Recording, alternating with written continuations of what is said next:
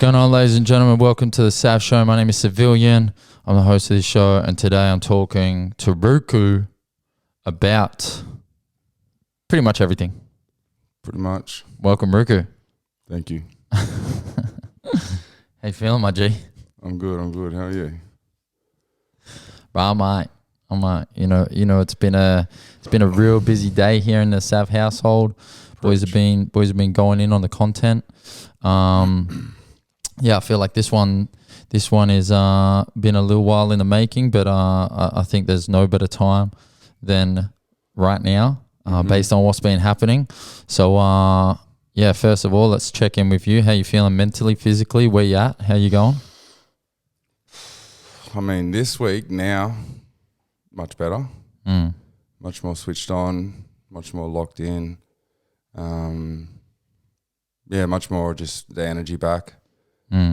Not gonna lie, last week it was all zapped. It was all taken. Pretty hectic. Yeah, it was just like, it wasn't even just on a physical energy sense. It was like spiritually, mentally, emotionally, like every level. Yeah. Like the process of firstly putting everything into the music. Talking not close enough. Just a little more. It's like that, is it? Yeah. Maybe you could just come back. No, keep going. I'm just looking at the wavelengths here. Okay. All good. Keep talking. I know wavelengths. Yeah, my boy gets it. I know what they look like. Yeah. Up and down and that.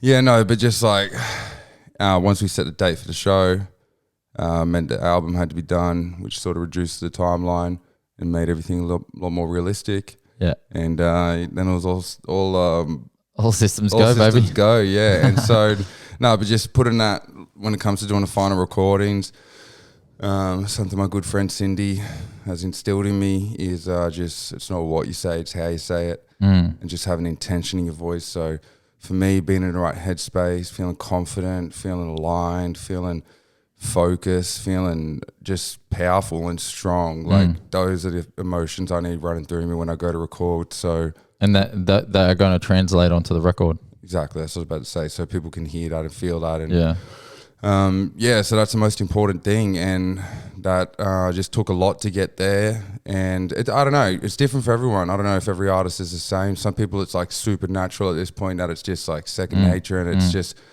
yeah, because there is times when you're doing it that it brings back as well, it fuels you. Yep. But yeah, there is also times where it takes everything you have to get it out and do it in the way that you want. And I also think the fact that it was like, you know, album straight into like show and like all of it all at once, for sure, and like you're having to like fire on all cylinders for like, you know, talking to people, managing, exactly, like getting the music done. Now I've got to like promote it, show promoter. Like I was a full-time show promoter for the last full promoter, at least month or two. You know what I mean? Like it was active the whole time. I was talking to people, conversations were there, but in the last few months, it was just like every single place I went, everything I did was just trying to gear towards that show. Yeah, I noticed last week, like I was just so zapped, emotionally, just spiritually zapped, just had nothing left. I think we'd empty the tank, and like to cap it all off on the actual night, like having to, you know, be so present and enjoy the moment and be there with people and have fun and turn up and perform and you know, it was just gassed. But yeah, no, we did it though. We did it. We really did. And like, there's always like, immediately after I finished my set and the show finished, I'm thinking about what we could have done better, what we could improve on, and you know, the weaknesses. But at the end of the day, it was like just nothing but just awesome feedback and just excitement and enthusiasm. And I think that's what it was. Like it really, like it all finished in such a enriching, sort of wholesome way that like it was satisfying to just let it all simmer and not have to go too deep on it, and sort of like let it feed itself, let it just sit, let the feelings and the energy sit, because it was a lot. But super stoked with the result and glad that everything's out. And let's take it back a minute. So that's obviously how do we not have a we got, I don't know, I don't think we have one. But that's, you know, obviously touching on kind of where we're at now and what's happened in the last couple of weeks, which is, you know, the end of this like little chapter, I guess. But let's go back to the beginning of this chapter. And you know, you start working on an album. When did you decide this collection of songs was going to become an album? I don't know, man. It's so like... Yeah, it's hard to put a date on like it. the way it all came about, like it just was all such a representation of what it stood for. And like, so I can try and like pinpoint it though, like, because a lot of it was really organic. There was a lot of intention, a lot of thought, but a lot of it was organic, and it just like came about. Like the intro I wrote in that like last week that I'm doing the final recordings, wrote that whole thing. Matrix, that was all last minute. Because these are elements that I felt were necessary by the time I got to that point. And so yeah, it was a bit of both. But at the end of the day, probably the writing started 18 months ago for the first songs, Don't Run Away From Me and Act Up. Do you know which one was first? Don't Run Away From Me. That was the first song I wrote off the album. And still isn't out yet. So the irony. Yeah, for sure. And it's because it is also the one that there's more space between the songs, so it is a different bit of a different feeling, and that stands out. And I'm glad that found its way into the album still, because I love that song and I love the energy. And but yeah, that'll be on a deluxe. But yeah, that was the first song I wrote, and then but it wasn't really until like I knew I wanted to do a body work. I can't not. I'm just like it's just. I'm just always making music that... Yeah, you're not writing Don't Run Away From Me and like, oh, this is going to be the start of an album. Yeah, it probably took like another couple of songs at least before you were like... for sure. This is starting to look like an album now. I had at least like, 12 good songs that I was like, these could be on an album. And I just kept sitting with them, and kept listening back in different contexts at different times and whatnot, and then slowly culled it more and more and just showed people them, and it just really kept evolving. And the best part was just that there was so much time and space between it, but it all still came together and really feels like one. And I'm really proud of that, because having worked with Airports, a different producer and engineer and everything, that was something that I was, I guess, intimidated over, because it meant that they'll sound like his songs, or they'll have his sound rather. And I hadn't, I everything else was done by me previously, so I knew how I wanted to make things sound. So, it was a challenge, but it was an exciting challenge, and it just made the songs elevated so much. You kind of had to rise. Yeah, exactly. The sound engineering of things. If you got AP coming on some tracks and fucking, hitting it with that sparkle, you better step your game up. Yeah, legit. And like that was so dope. Yeah, but let's not get off track. We'll stay with the start. Yeah. Yeah, so you get Don't Run Away From Me going, and then you probably bust out Act Up, No Assist, and you're like, oh, okay, there's maybe an album in here. Yeah, and it was just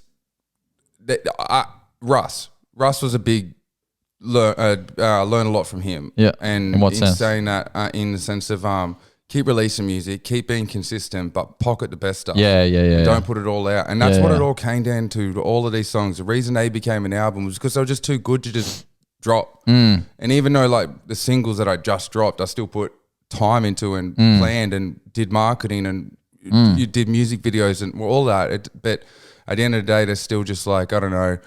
They're the songs that I don't feel like I could just write on any day. They're the songs that came from specific moments and specific feelings, and I channeled that, and I wanted to like capture that in its purest form. That's like what each song is, different experiences, bringing out different feelings at different times, capturing that on that day, recording, writing it, whatever, and then just coming back and treating it like a fucking slab of marble and just chipping away until you got a finished sculpture. So you got that sculptured piece of work. Yeah, and then the cool thing is just like I was saying, World Class and Matrix and stuff like that, is they're then just like a glaze. The finishing, finishing touches. Diamonds you put on, really bring it all together. Bring it all together, yeah. At what point was it, where did Inside Voice come from, and like at what point was that name kind of like, did that firm for you? Or was it like, were there any other names that were up in the air? Like, Yeah, there were, but it was pretty early on, to be honest. I can't even remember what they were. That came to me pretty quickly. Inside voice? Yep. Yeah, while I was meditating.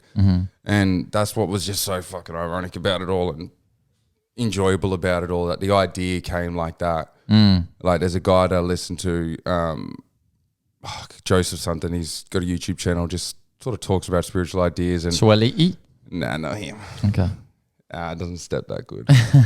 But no, he talks about how intuitions and ideas can sometimes come as full-formed ideas, full-formed plans and a way of going about things. And I think most ideas sort of are that. It's just like your ability to like take it in and receive the information. Because Inside Voice, like I literally could have just left it as a name of the album and not tried to then give it any more emphasis or dig any deeper with that idea, or let it be the theme of everything, really. Because that's so it came to me through meditating, and it was it was a no-brainer. It just felt like the whole point of it was I wanted to make it a name about something that was pretty serious, like something pretty deep to me, pretty had some meaning, some depth, something that I inspired me, and I felt like would inspire other people. Yeah, you can connect with it, and it's like going to stand the test of time, probably. But I didn't want to actually make the music like that. I wanted to make the music just like enjoyable, vibey, emotional, exciting, fun, and professional and world class. Yep. And so the goal was just to make something dope. Yep. With a more intentional meaning behind it, so that people understand that I'm about that life. so give us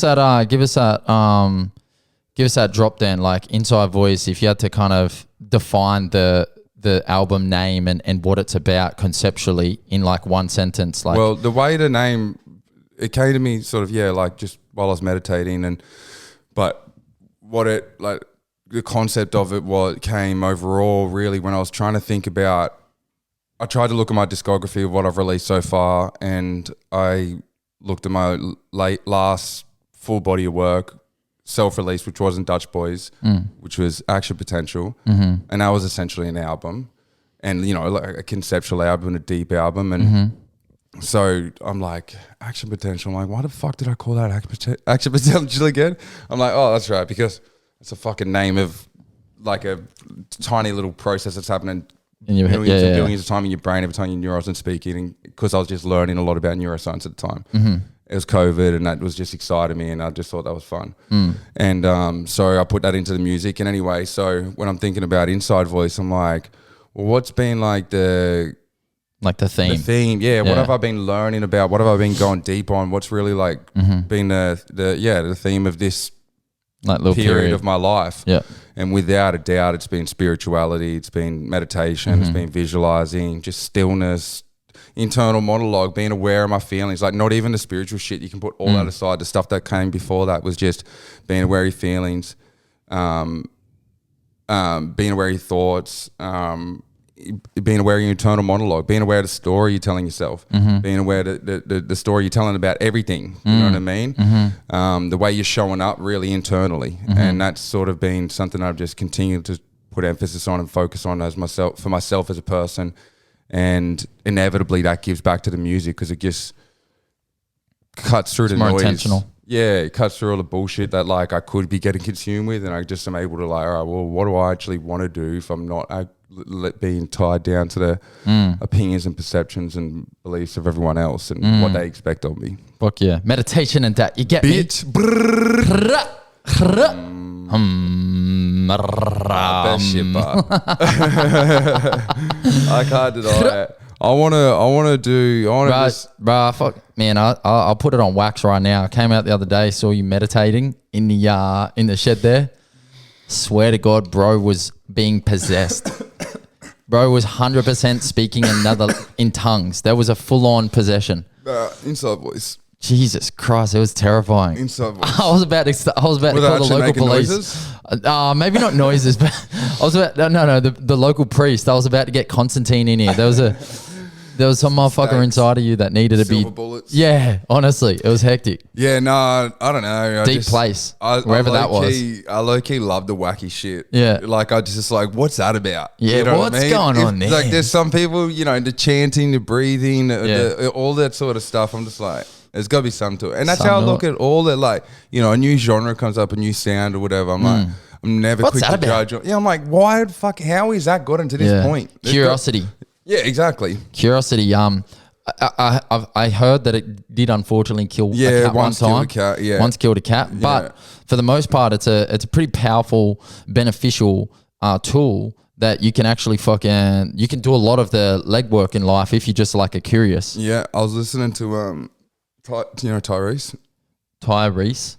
The Fast and Furious. Oh yeah.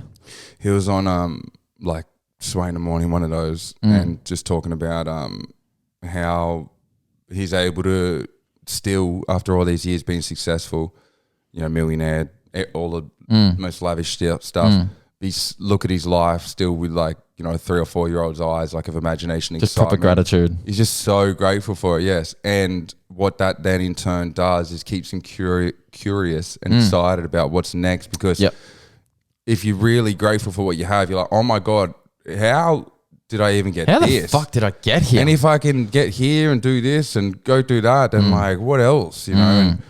And there's something to say. Lucky people are curious, you know, because they're looking for more options. They're looking for more like touch points and things and that's what makes them lucky. It's like a little video I was listening to recently about lucky people and their different sort of personality types, and it really comes down to they just talk to lots of people and just are interested in things, and then that connects dots and things pop off. Yeah. Curiosity, hell of a skill. Yeah, like think about networking. That's all that is, just talking to people and then leveraging relationships at a point. And fuck yeah.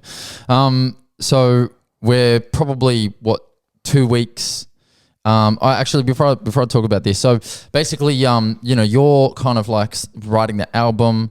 You're working on it, and at a certain point in time, I decide that we got to get the album done and we got to put it out.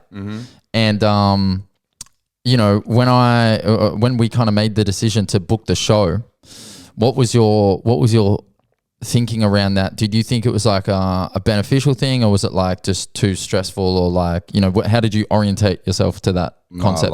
I love it. It's beneficial for sure. Like, it's stressful for sure, but I didn't have any doubt the whole time, like, about getting it done and what it could be. I didn't know to what extent, for sure, like, didn't know exactly what the song was going to sound, all of that, but I don't know, and it's probably just comes to having done it before with like Action Potential and Dutch Boys and pressure to get something finished. Yeah, and fucking all the SoundCloud EPs and shit. Yeah, and just knowing that, like, there is wiggle room. Things will go wrong.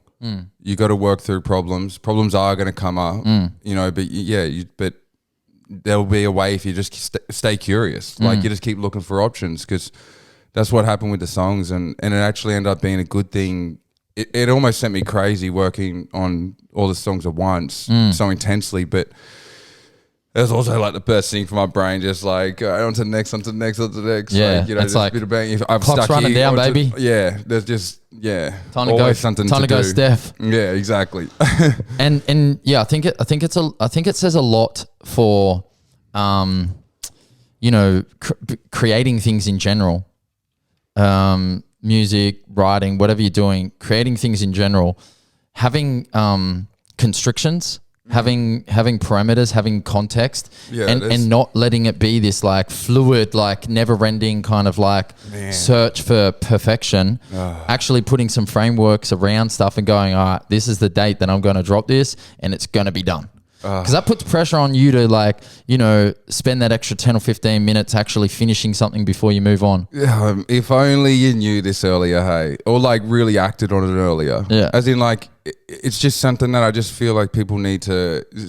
People starting out, can just benefit so much from. Like, if you don't want to put stuff out officially, that's okay. Like, you don't want to put it on Spotify. You don't like, that's okay. There's ways around it. You put it on SoundCloud, put it on YouTube, but finishing things, having deadlines, like setting some boundaries, some rules, like Seth Godin, like I think for us both was someone who really put that into perspective about just having restraints. Yeah. And having restraints. So putting it in a box, like making things rhyme and making things make sense. Yep. Just being more intentional with your brand overall. And, but yeah, finishing things, putting them out, getting people's feedback, that cycle is like invaluable. I think that's also on some Russ energy as well. Like his ability to just ship the work meant that, like, because in the 6 months you could spend thinking and fantasizing and conceptualizing. Exactly. You could have shipped a whole bunch of work and actually got data. Exactly, yeah. You know what I mean? Like there's a big difference between conceptualization and data. Data is real. You can actually use it, apply it, and then move on to the next. Conceptualization, 100%. You don't even know if that's real or not. And even just the muscle, working the muscle, flexing the muscle of finishing things. Like,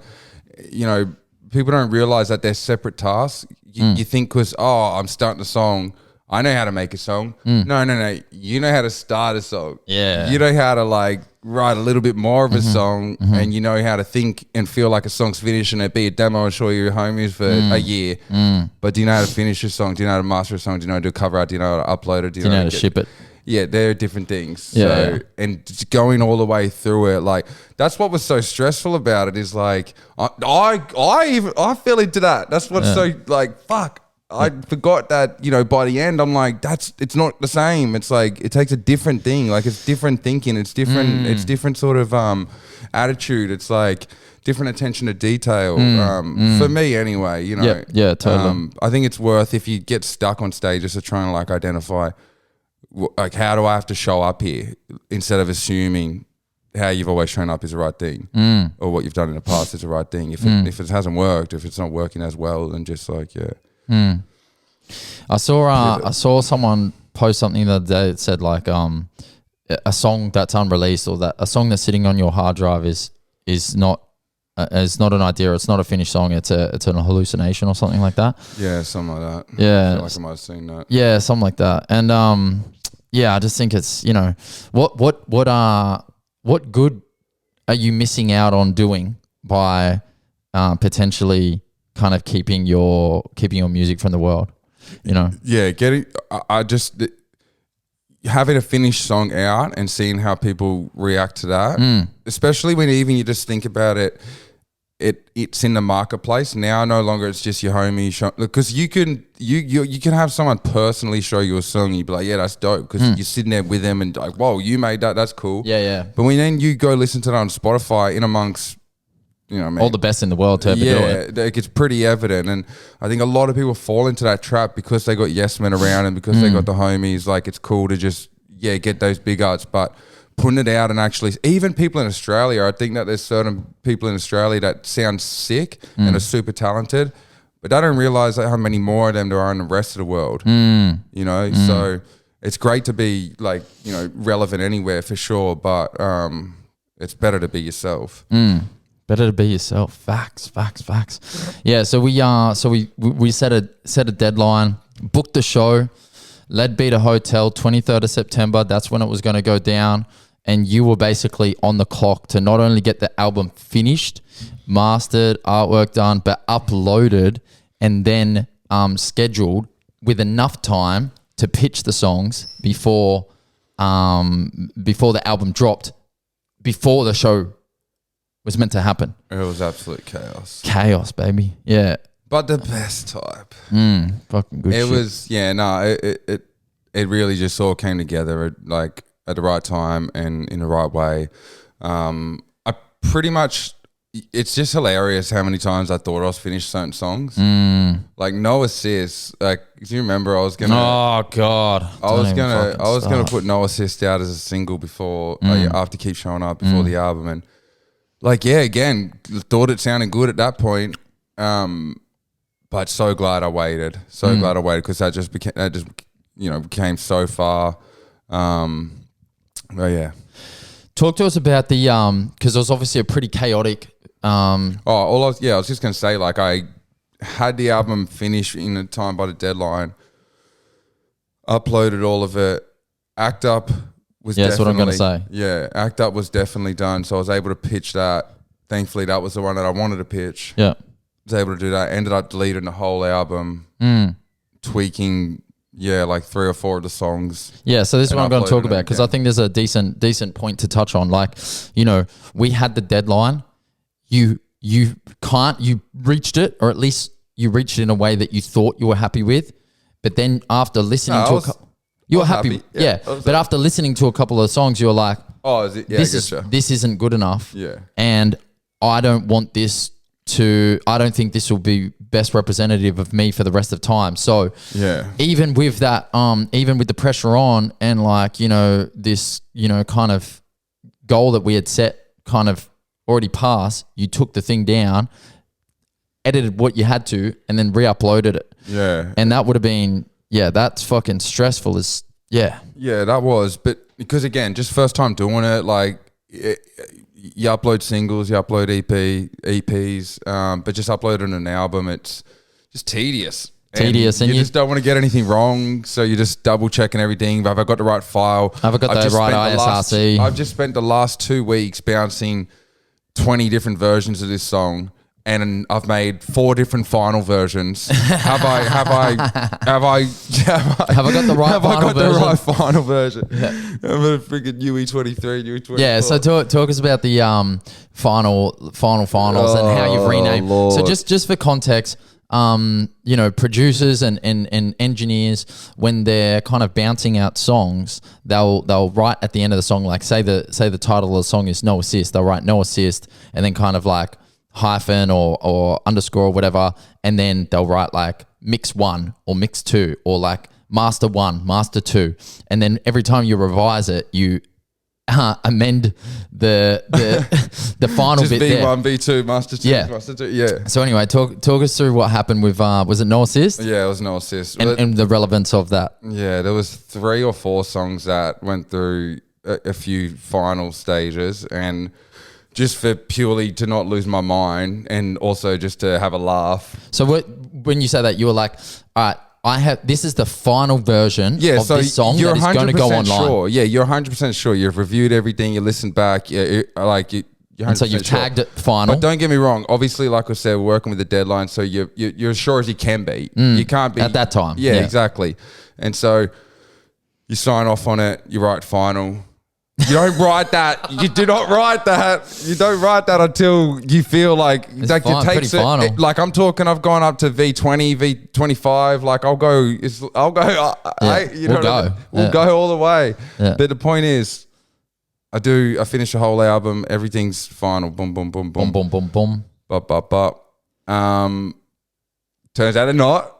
Bro gets the final. The next day, I think, re-listening, hearing some more things, maybe people pointing some things that I didn't hear. Yeah. That's the reality of it. Mm-hmm. Like when you're inside the box, you're just like, boom, powering through it. That ears get numb to things. So yeah, it's always good to get feedback.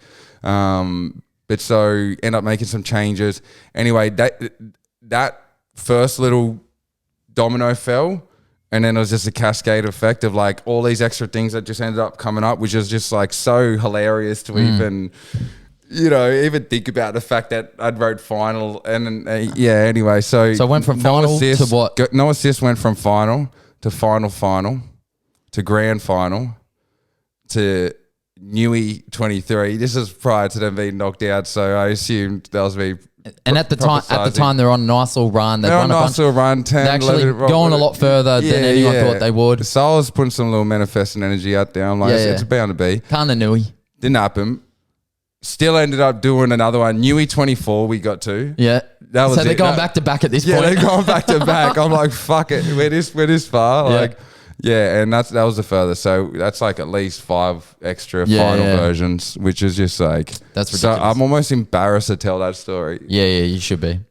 But look, and this is like this is the truth. This is how shit gets done. Like, and the whole point is like, we set the deadline, and that created the urgency and the momentum to push everything ahead and the right energy and intention, and it all got done as much as it needed to be at that time. And then right at the end, it's like, all right, I've just put in all that work to get this far. I'm not now going to sacrifice making a deadline over the exactly quality and reputation of my whole brand, and that's the you know what I that's mean? the beauty of like so you got to have like constraints and you got to have like parameters to make sure the work gets in done. that way if I don't do the deadlines and have that first. Exactly. But you can update the. You're plan. allowed to be flexible at that Yeah, point because for sure. you've done the work. You're now ready to ship it. All right.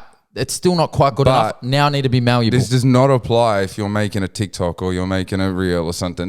We're talking about something that's like, there is still that, a little tiny version of that. Like, yeah, make it as good as you can if you can. But am I going to stop? No. We're just going to keep going. Make it as good as you can if you can. But we're good? Yeah? But I'm talking, I was willing to make that sacrifice because it was. Say that again.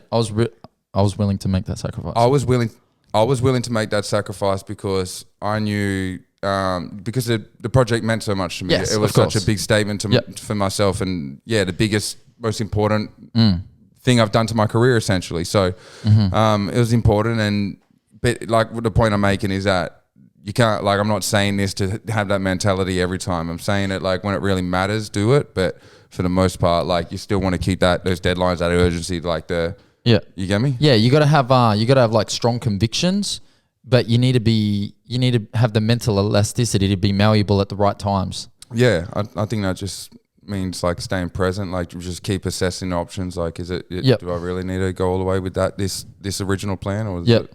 Yep. So we're basically 2 weeks. I think it's 2 weeks now since the album dropped. How are you sitting with it? You probably had a little bit of time to digest it, got some feedback. Obviously, we haven't properly executed the full fucking arsenal of our rollout, which we might be able to touch on here if you want. Yeah, but the last 2 weeks, how have you seen it? How do you feel about it? Are you satisfied? And I'm kind of interested to know like what your favorite song is on the project. In terms of favorite song, I don't know if I do. Surely you got to give me one. Give me one. Come on. Give the people one so I can cut this up and make it a reel. Maybe. What's your favorite song on the album? I just feel like it depends on context. I really like. There's a favorite sounding, and then there's like a favorite rapping, and then there's like, most hype, and then there's like most sort of storytelling. You know what I mean? Aliens come down from outer space. Listen. Aliens come down from outer space. It's got to be real. I need some real pressure. They need to understand that they don't know what music is. They don't know what rap is. They don't know what hip hop is. Good music and they need one song that's going to define our genre, our country, our world. Fuck, that's what are you playing for? The fate of the world. How high? Okay. Yeah. I think that maybe has the best mix of all the things. Yeah. That I like about all the other songs. Yeah. Okay. Cool. Done. No pressure at all. You happy? Yeah, I'm happy. Fucking hell, that's stressful. What's the counselling?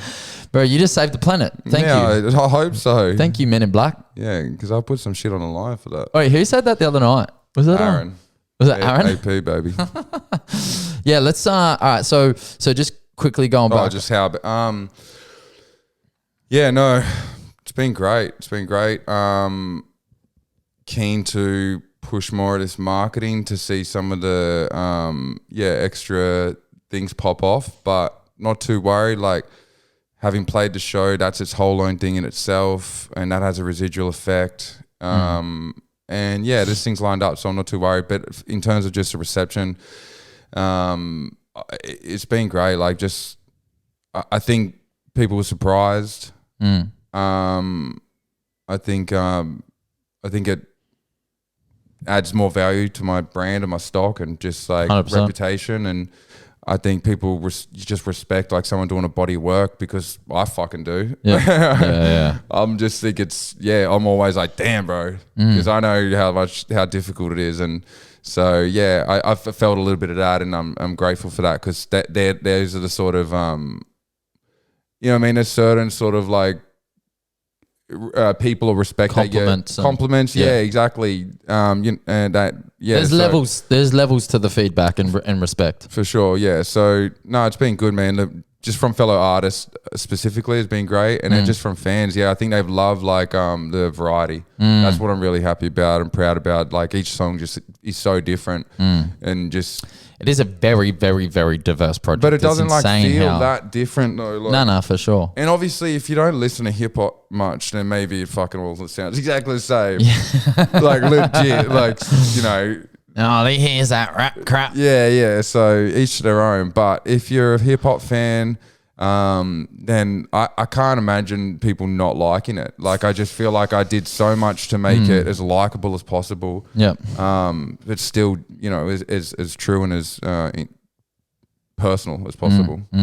Which is as we know, is a fine line to walk. 100%. Relatability and keeping it general. Oversharing, exactly. You got a bunch of collaborators on the project. I do. Saint Laurent, 4-3 Scout, Airports. Who am I missing? That's it. Yeah, that's pretty much it. Yeah. Not heaps. Drop a couple nice words on those guys and what they've done to help this thing come to life. AP. Airports, baby. Airports came in clutch, fourth quarter. Let's go. Round of applause to Airports, everybody. Nah, yeah, massive. Just we talked about him on the radio the other day, and just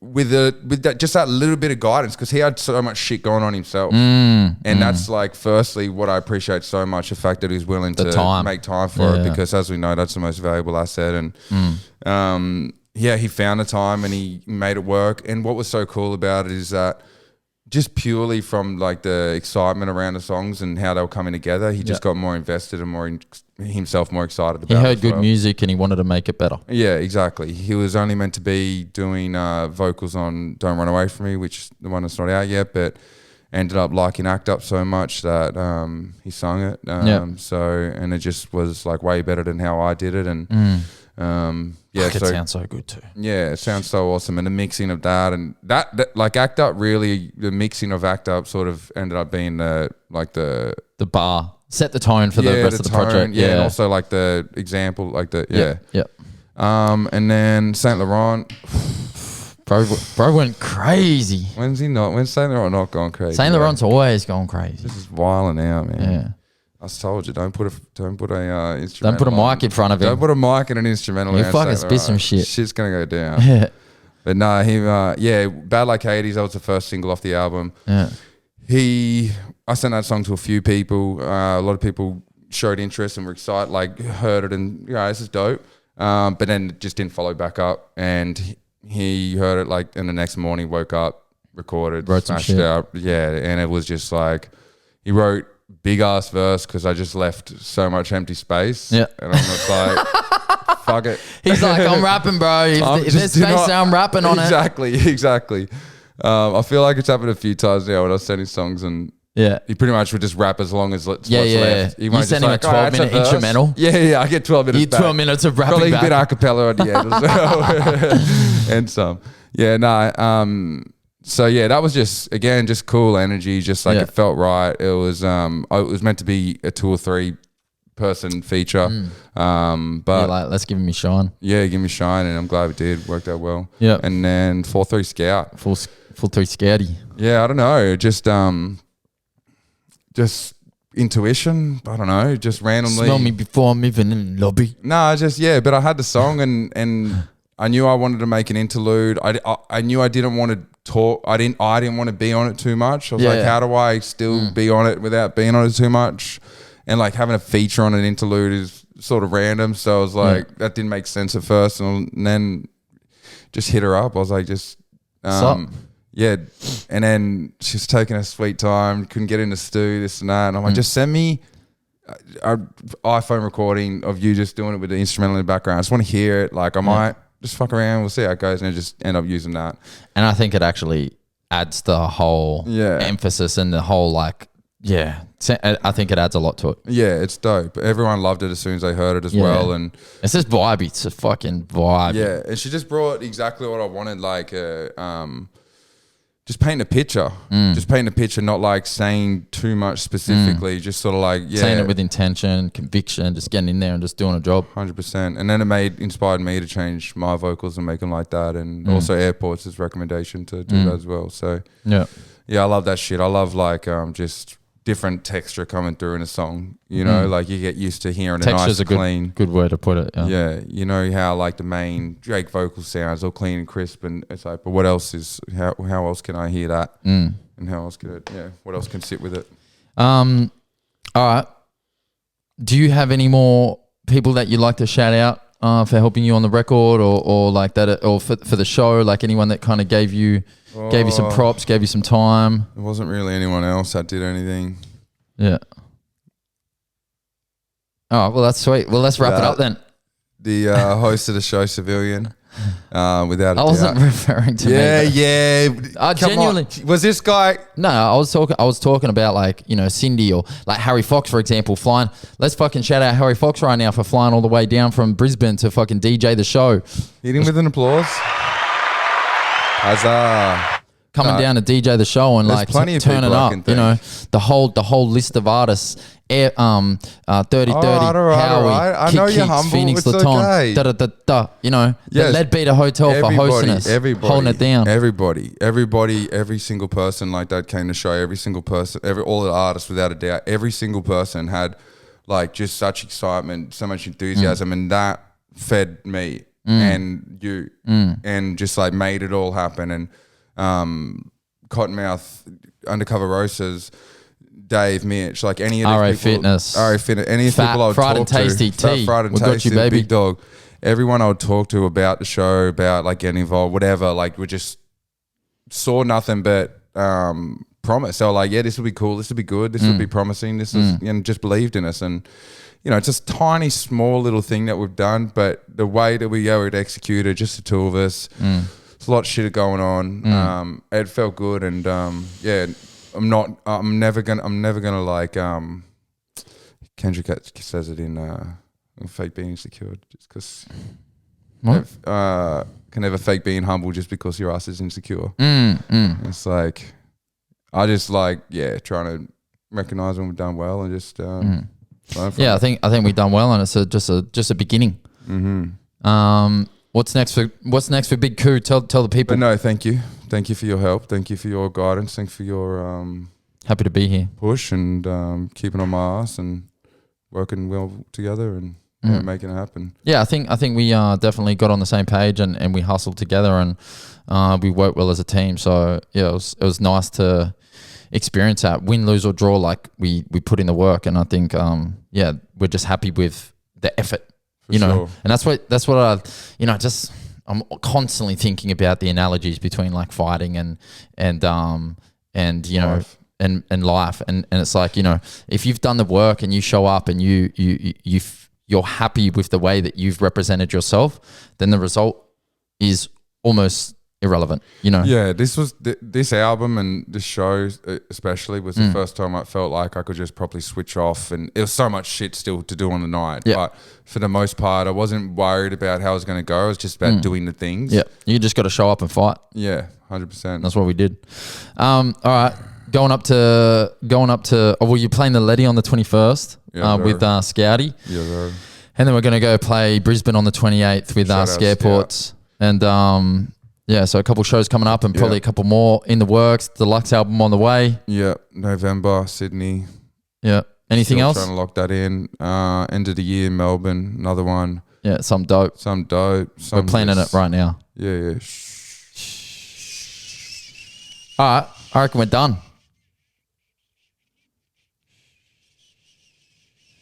All right, I reckon we're done. Yeah, probably done. Yeah. Rūku, thank you for coming on the Sav Show. Savilian. Thank you for having me. Yeah, I appreciate you, you know, dropping some knowledge and opening up about your album. And yeah. Good. Hey, we'll have to do this again sometime. Yeah, or not, I'll see you around. Yeah, I'll see you around, brother. All right, we're going to vibe out to my outro music and then we're going to fuck off, you know what I'm saying? You ready to do it? I am. Let's go.